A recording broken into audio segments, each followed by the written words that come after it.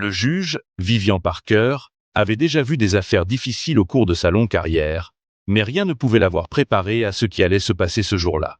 Le tribunal de Louisiane, habituellement calme et routinier, s'était transformé en un espace lourd de tension et d'incertitude lorsqu'un nom, celui de Jeremiah Walah, avait résonné dans la salle d'audience.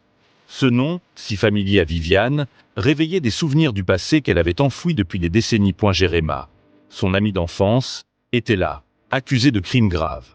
L'homme qui se tenait devant elle n'était plus le jeune garçon avec lequel elle avait partagé tant de moments d'insouciance. Viviane l'avait reconnu immédiatement, malgré le temps et les épreuves. Il semblait marqué par la vie, usé, avec des rides sur son visage et des cernes sous ses yeux. Cependant, ce qui l'avait véritablement frappé, c'étaient ses yeux, qui restaient les mêmes. Celui de l'ami qu'elle avait connu dans les rues de Rosefield. Leurs regards se croisèrent, et l'instant sembla suspendu dans le temps. Le tribunal tout entier semblait disparaître. Le monde autour d'eux s'évanouit. Pendant quelques secondes, ils ne se voyaient plus comme juge et accusé, mais comme les deux jeunes qui avaient grandi ensemble.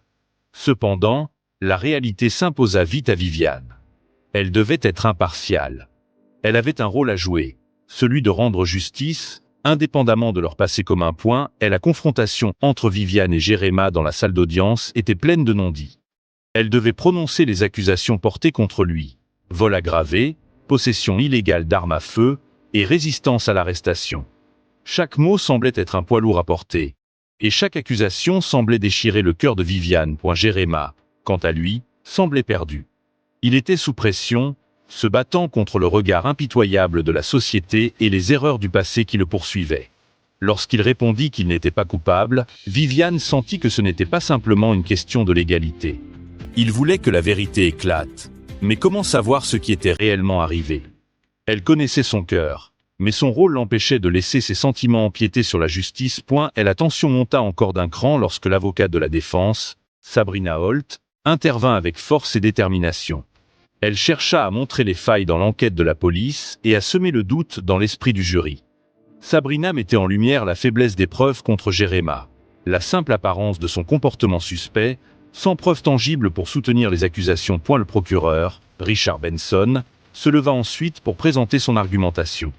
Ses propos étaient assurés, mais Viviane commença à ressentir un malaise croissant.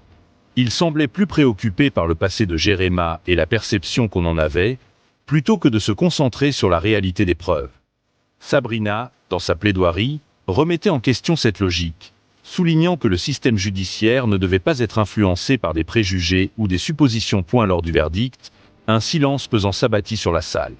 Les jurés avaient trouvé que les preuves n'étaient pas suffisantes pour prouver la culpabilité de Jeremiah. Il fut acquitté, et Viviane se sentit partagée entre la satisfaction d'une décision juste et la douleur de la confrontation avec son passé. Après le procès, Viviane chercha Jeremiah dans le couloir du tribunal.